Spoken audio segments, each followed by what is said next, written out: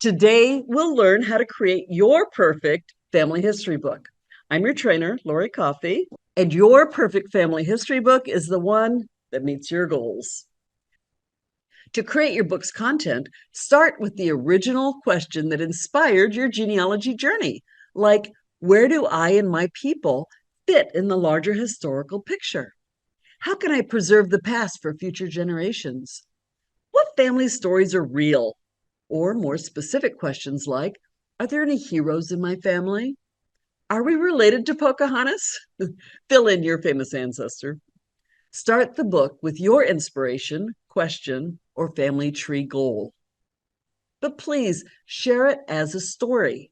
Boston University tells us that stories elicit attention, giving our readers something to remember, reconsider, and reconnect with long after the story is shared. Your story can be a continual narrative running throughout the book, or short stories on the current individual, or a combination of both using creative nonfiction.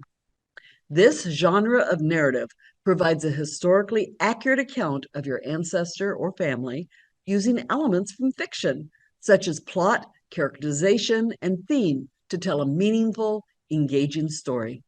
Essentially, it's a true story with a touch of literary flair. We practice this in our writer's SIG. For the second part, explain how you collected the information like interviews with grandpa, historical records like vitals and census, your genetic information. Share at least glimpses of these. For example, Dustin Hoffman on Finding Your Roots turns a page in his book of life to find another part of his family story.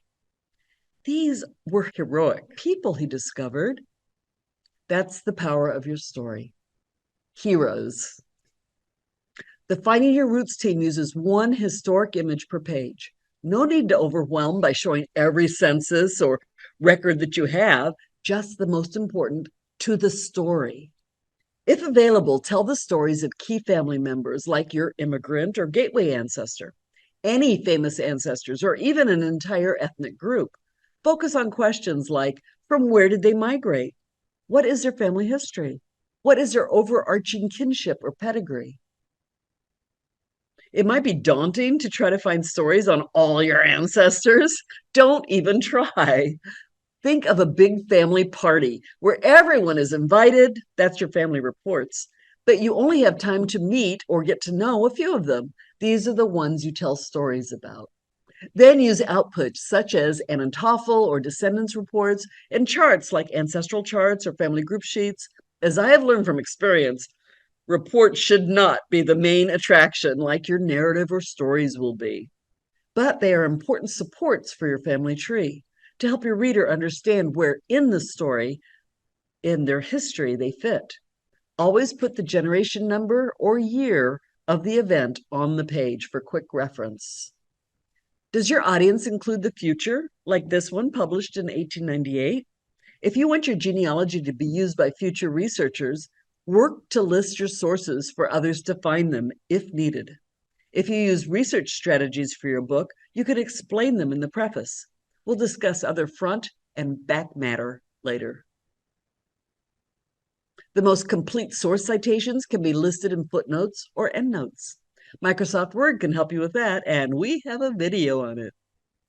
If you cite an official document, like a will, a baptismal record, a census, or a tombstone, share it with a clear image. That information can be useful for future genealogists, almost like an original source would be. I've used them myself out of other books. Which will also break up long text. For example, insert a JPEG or a screenshot of the document with a headline or caption. PowerPoint is a great tool to do that. You can also enhance the image and rearrange the parts to better fit your layout. Then group the parts and right-click on the group to save as a picture.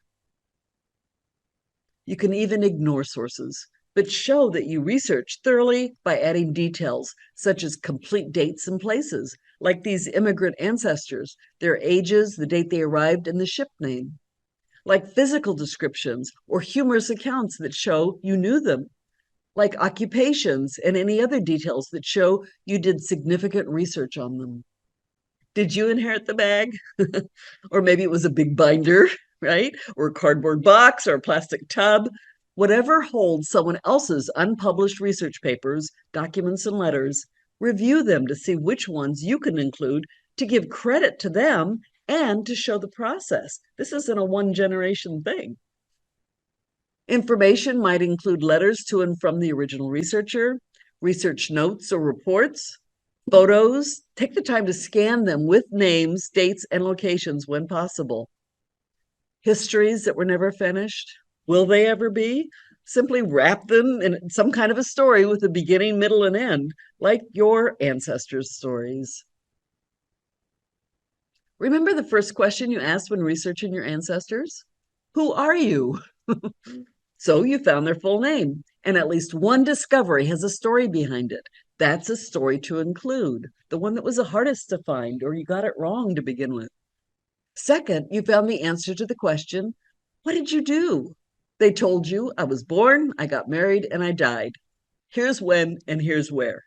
Which ones included a special or surprising twist to share? Third, you asked, are you truly my ancestor? Tell the story of how you had to make sure they are your people, with proof of the connection between the generations. Or if you find proof your family is not related to a famous yet mythological person, gently share those facts. In my family, it was Pocahontas. Then quickly add all the famous people you are related to. In my family, it was President Garfield, who you've probably never heard of, and Charlemagne. I had to look that one up too. Who's he? Finally, you asked, why did you do it? Which may have led you to research history, especially for the time and the locations your ancestors lived. Placing your ancestors in the greater world history brings us closer and makes us feel more connected. Following this research process has led you to their stories. When you learn their stories, you have to share. When you share bits of your difficult process, your readers can understand the work that you did. This gets you closer to the ultimate goal of getting your family to want to read it and meet their ancestors like you have.